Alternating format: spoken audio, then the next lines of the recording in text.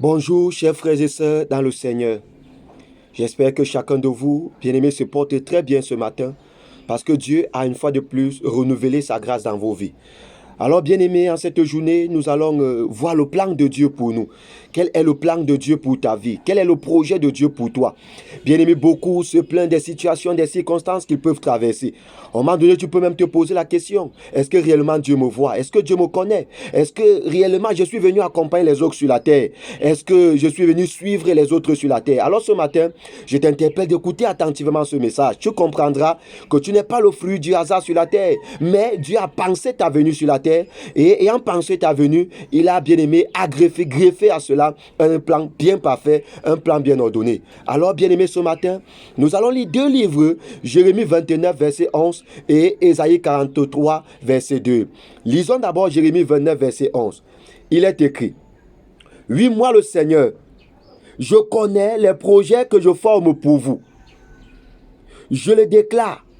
Ce ne sont pas des projets de malheur, mais des projets de bonheur. Je veux vous donner un avenir plein d'espérance.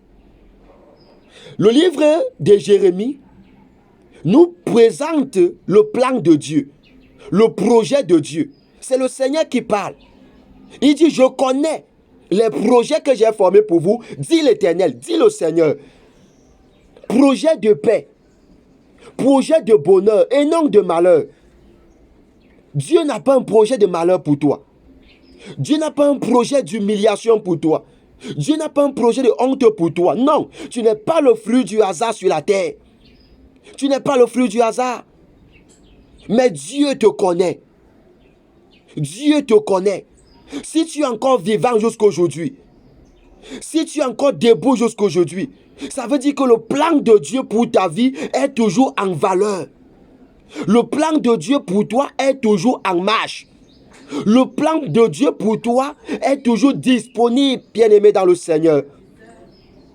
Tu ne peux marcher sur la terre sans épreuve. Tu ne peux pas vivre sans difficulté. Tu ne peux pas vivre sans échec. Les échecs font partie du parcours. Les épreuves font partie du parcours. Le combat fait partie du parcours. Bien-aimé dans le Seigneur, toutes ces choses-là font partie du parcours. Il n'y a pas de vie sans épreuve. Il n'y a pas de vie sans obstacle. Il n'y a pas de vie sans combat. Ne te limite pas au combat que tu vis. Ne regarde pas aux épreuves que tu traverses pour dire que Dieu n'a pas un plan pour toi, pour dire que Dieu ne te connaît pas. Il y a une femme dans la Bible. Elle avait fait, bien aimé, 12 années de maladie. Elle avait ce qu'on appelle la perte de sang. Et quand une femme perd le sang, elle ne peut pas tomber enceinte. Elle ne peut pas enfanter. C'était la maladie de cette femme pendant 12 ans. Elle se posait certainement la question: mais pourquoi moi? Qu'est-ce que moi j'ai fait? Qu'est-ce que j'ai commis de mal pour hériter de cette maladie? Mais bien aimé dans le Seigneur, Dieu avait un plan pour elle.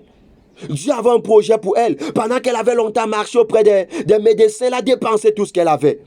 Un jour, pendant que Jésus passait sur son chemin, elle a touché le vêtement de Jésus. Et la Bible déclare que sa maladie est finie. 12 ans de maladie, 12 années de souffrance se sont arrêtées. Dieu a un plan pour ta vie. Dieu a un projet pour ta vie. Dieu bien-aimé a une destinée pour toi sur la terre. Je suis venu te le dire ce matin. Ne te fie pas à ce que tu traverses. Ne te fie pas à ce que tu peux vivre, à ce qu'on peut te dire de part et d'autre. Tu peux être rejeté. Tu peux être repoussé par les hommes. Mais aucun homme n'a ta destinée entre ses mains. Aucun homme n'a ta vie entre les mains. C'est Dieu qui connaît le plan, qui a façonné le plan, qui a monté le plan de ta vie. Peut-être tu es en train de marcher sur ton chemin. Peut-être tu es en train d'emprunter la voie que Dieu a tracée pour toi depuis la création du monde. Lisons un peu Ésaïe 43, lisons le verset 2. Ésaïe 43, verset 2. Écoutons attentivement.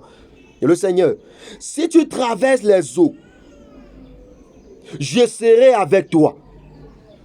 Et les fleuves, ils ne te submergeront point. Si tu marches dans le feu, tu ne te brûleras pas. Et la flamme ne t'embrasera pas. Écoutons un peu la parole du Seigneur. Il nous dit: si tu traverses les eaux, ça veut dire qu'il y aura les eaux dans ta vie. il y aura les fleuves. Que représentent donc les eaux? Que représentent les fleuves? Les fleuves sont des moments difficiles, des moments compliqués, des moments troubles que tu peux traverser. Les eaux sont des moments compliqués que tu peux rencontrer durant ton parcours, durant ton séjour sur la terre. Mais Dieu te rassure, je serai avec toi. Je marcherai avec toi. Il dit, si tu marches dans le feu, tu ne te brûleras pas. Le feu, c'est quoi? Le rejet que tu subis là. L'humiliation que tu subis. Les échecs. L'ensemble de ces échecs-là, c'est ça qu'on appelle le feu. C'est ça qui est le feu. Il dit que si tu marches dans le feu, ça veut dire, si tu marches dans les échecs, si tu marches dans l'humiliation, si tu marches dans la honte, je serai avec toi. Ce feu-là ne te brûlera pas.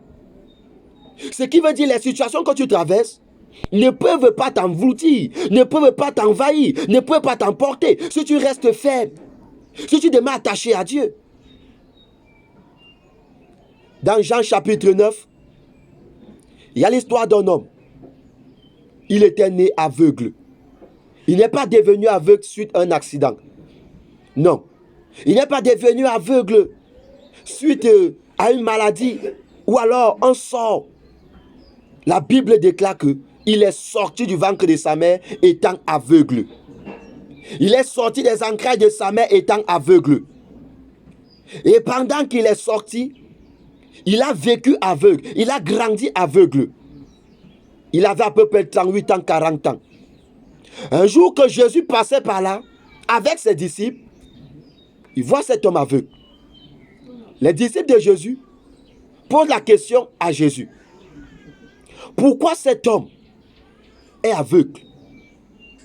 Est-ce qu'il a péché? Ou est-ce que ce sont ses parents? Jésus va donner une réponse très importante qui va attirer notre attention. Jésus dit, ce ne sont pas ses péchés. Ce ne sont pas les péchés de ses parents. Mais il est né aveugle afin que la gloire de Dieu soit manifestée. Il est né aveugle afin que la puissance de Dieu soit démontrée. Alors, Dieu peut permettre que tu traverses une situation. Dieu peut permettre que tu traverses des étapes. Mais derrière ces situations-là, il y a la gloire de Dieu. Derrière ces successions d'étapes, il y a la gloire de Dieu. Il n'y a jamais de gloire sans histoire. Il n'y a pas de gloire avant l'épreuve. Il n'y a pas de gloire avant la croix. La gloire vient après la croix.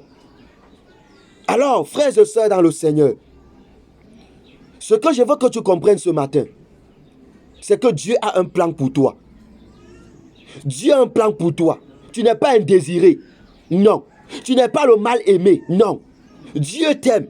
Depuis les entrailles de ta mère, Dieu t'avait choisi. Il t'avait prédestiné. Si Dieu ne t'avait pas choisi, certainement, tu devais décéder dans le ventre de ta mère. Quand ta mère te mettait au monde, tu devais décéder. 1 an, 2 ans, 3 ans, tu devais décéder. Mais pourquoi tu es en vie jusqu'aujourd'hui? T'as-tu déjà posé cette question? Pourquoi est-ce que je suis en vie jusqu'aujourd'hui? C'est parce que Dieu a un plan pour toi. Ce n'est pas un plan de malheur. Ce n'est pas un plan d'échec. Ce n'est pas un plan d'insuccès. Ce n'est pas un plan de stérilité, de chômage, de rejet. Non. C'est un plan de bonheur. C'est un plan de paix. C'est un plan de joie. Par la suite, de nous dire quoi? Je veux vous donner un avenir plein d'espérance. Ça veut dire que Dieu se soucie de ton avenir. Dieu s'inquiète de ton avenir. Dieu prépare ton avenir. Dieu réfléchit sur ton avenir. Dans le royaume, Dieu dans son canevas est en train d'écrire ton chemin, est en train de préparer ton avenir. Alors frères et sœurs dans le Seigneur, ne te laisse pas décourager, ne te laisse pas abattre. Ne te dis pas, je suis venu accompagner les autres sur la terre. Arrête cette confession. Arrête cette déclaration. Bannis de ton cœur cette pensée. Bannis de ta vie cette pensée. Tu n'es pas venu accompagner les autres sur la terre. Même si aujourd'hui, ta vie ne ressemble à rien. Même si aujourd'hui, ta vie n'a pas de sens. Même si aujourd'hui, tu es au point de départ. Même si aujourd'hui tu es au point mort, tu es au point zéro, bien-aimé dans le Seigneur, du matin au soir, tout peut changer. Du matin au soir, tout peut arriver. Du matin au soir, tout peut se produire. Rien n'est impossible à Dieu. Joseph avait été vendu par ses frères. Joseph était esclave. Malgré que dans le plan de Dieu, il était appelé à être roi. Malgré que dans le plan de Dieu, il avait été appelé à être le gérant de l'Égypte. Mais il se trouvait étant esclave. Il se trouvait esclave en Égypte. Cela n'a pas annulé le plan de Dieu pour lui. Cela n'a pas changé le plan de Dieu dans sa vie. Cela n'a pas, bien aimé, mis en repos le plan de Dieu dans sa vie. Non, le plan de Dieu était toujours en marche. Malgré qu'il était esclave, malgré qu'il était en prison. David était dans les champs. Il gardait les troupeaux. Il gardait les moutons. Mais sur sa vie, il y avait un plan royal. Sur sa vie, il y avait une destinée royale. Mais il était dans les champs. Il gardait les moutons. Il gardait les troupeaux. Il était rejeté par ses frères. Il était le mal aimé dans la famille. David était le mal aimé. Même quand son père présentait ce qu'il devait, ou il n'a pas présenté David. Mais David était le choix de Dieu. David était dans le plan de Dieu. Dieu avait un plan parfait pour David. Alors, bien-aimé dans le Seigneur, je viens te dire également ce matin, tu es dans le plan de Dieu. Tu es dans le projet de Dieu. Ce que tu vis ne détermine pas le plan de Dieu pour toi. Ce que tu traverses ne détermine pas le plan de Dieu pour toi. Ce que les hommes te disent, ce que les hommes te font croire ne détermine pas le plan de Dieu pour toi. Seul Dieu connaît le plan qu'il a formé pour toi. Seul Dieu connaît le projet qu'il a formé pour toi. Seul Dieu connaît le mandat bien-aimé qu'il a prédestiné pour toi. Alors, marche à pas des sénateurs. Marche avec assurance. Change ta conception. Change ta façon de voir. Change ton influence. À partir de ce jour, décide, prends une décision de marcher avec assurance. À partir de ce jour, prends la décision d'avoir des pensées positives. Prends la décision d'avoir des pensées positives qui te poussent vers le plan de Dieu.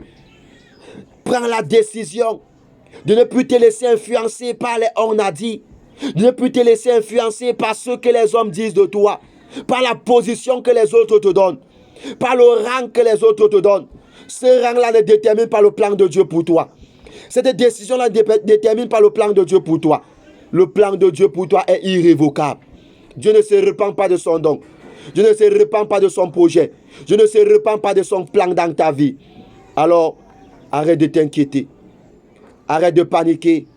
Arrête de te soucier. Tu n'es pas venu accompagner les autres sur la terre. Mais il y a une destinée sur ta vie. Et il y a un plan sur ta vie. Consacre-toi simplement. Tiens le Seigneur par la main. Accroche-toi à Dieu. Il te conduira vers ta destinée. Voilà le message que j'avais pour toi, bien-aimé, ce matin. Alors je prie que l'Éternel te fasse ancrer dans ta destinée. Que le Seigneur te mette dans ta destinée à partir de ce jour. Quel qu'en soit ce qui pouvait t'empêcher, quels qu'en soient les obstacles, les barrières, les résistances, je prie que la main puissante de l'Éternel te place dans ta destinée au nom de Jésus.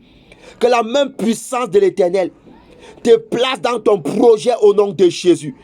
Que ce que Dieu a prédestiné pour toi, que ce que Dieu a écrit pour toi dans le ciel, que cela s'accomplisse dans ta vie au nom de Jésus. Que ce que Dieu a mandaté pour toi, que cela vienne en existence dans ta vie au nom de Jésus. Qu'aucune main satanique, qu'aucun dessein diabolique ne puisse dévier le plan de Dieu dans ta vie.